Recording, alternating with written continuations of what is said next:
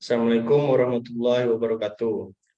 Perkenalkan, nama saya Syarif Ahmad Zaki Al-Madali. Saya mahasiswa peminatan Hukum Tata Negara, Fakultas Hukum Universitas Muhammadiyah Pontianak.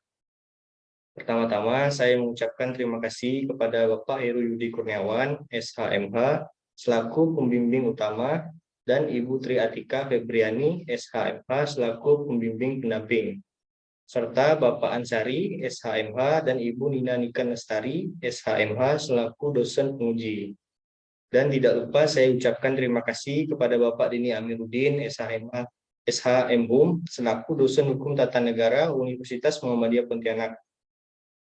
Tujuan saya membuat video singkat ini adalah untuk mempresentasikan proposal penelitian saya yang berjudul Peran Dinas Perhubungan Kota Pontianak dalam menertibkan retribusi pelayanan parkir di Kota Pontianak.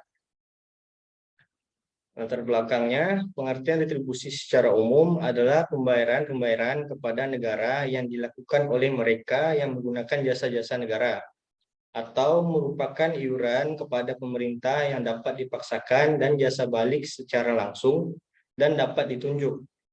Paksaan di sini bersifat ekonomis karena siapa saja yang tidak merasakan jasa balik dari pemerintah, dia tidak dikenakan iuran itu.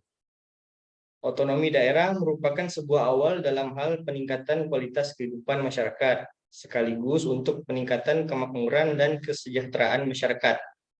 Retribusi pelayanan parkir di tepi jalan umum merupakan salah satu bagian dari retribusi jasa umum, yakni retribusi atas jasa yang disediakan oleh pemerintah daerah untuk tujuan kepentingan umum, serta dapat dinikmati oleh orang pribadi atau badan.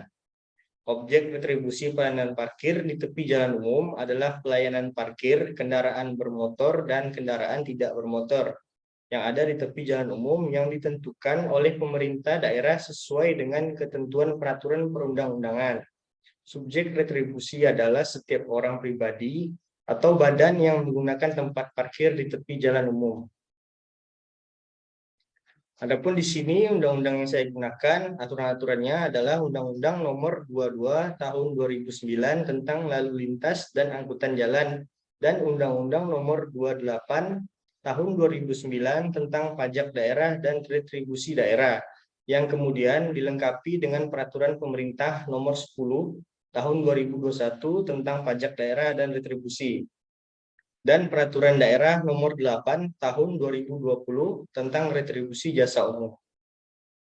Permasalahan retribusi sendiri masih banyak atau masih sering kali kita temui persoalan-persoalan retribusi yang terjadi khususnya di Kota Pontianak, yang mana salah satunya adalah ketidakhadirannya karcis parkir dari juru parkir yang diberikan kepada konsumen atau pengguna jasa parkir, dan dari hal inilah parkir liar menjadi kendala terbesar bagi pemerintah dalam mewujudkan pengelolaan parkir tepi jalan umum yang baik.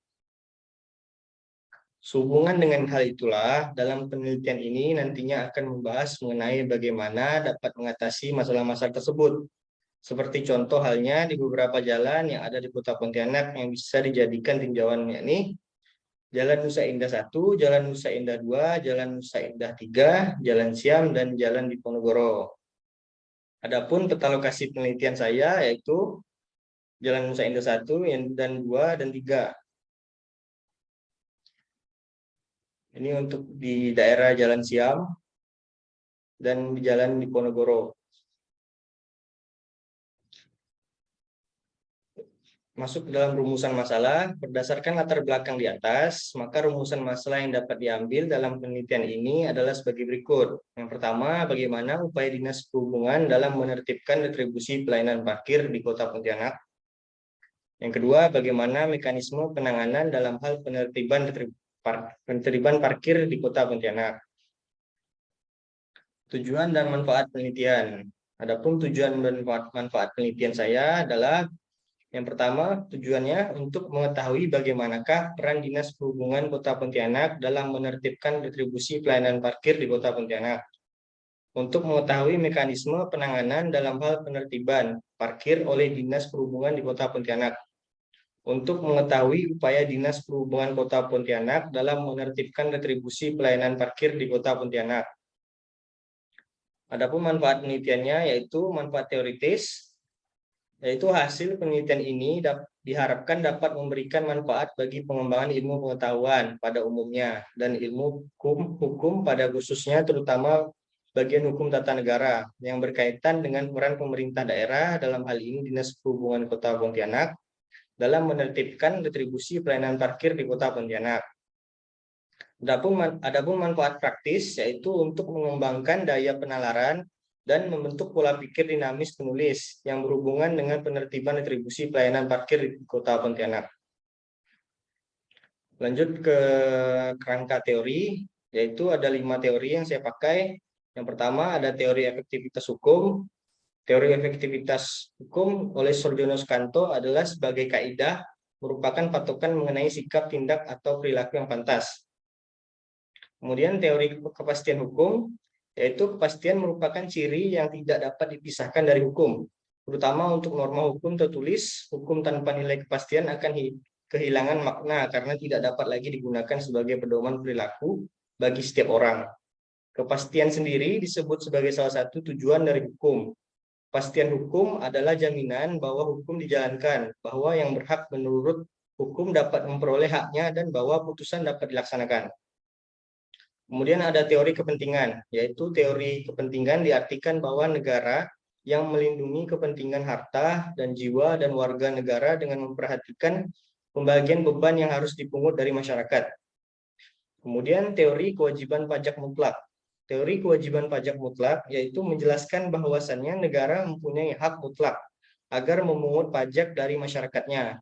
Disadari masyarakat bahwa membayar pajak adalah sebuah keharusan sebagai tanda buktinya pada negara agar pemerintah negara berjalan baik dan lancar.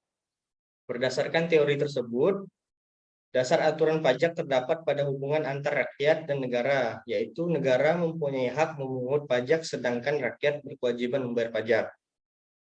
Kemudian yang terakhir ada teori otonomi daerah. Teori otonomi daerah merupakan hak yang mengatur serta memerintah daerahnya sendiri, di mana hak tersebut merupakan hak yang diperoleh dari pemerintah pusat.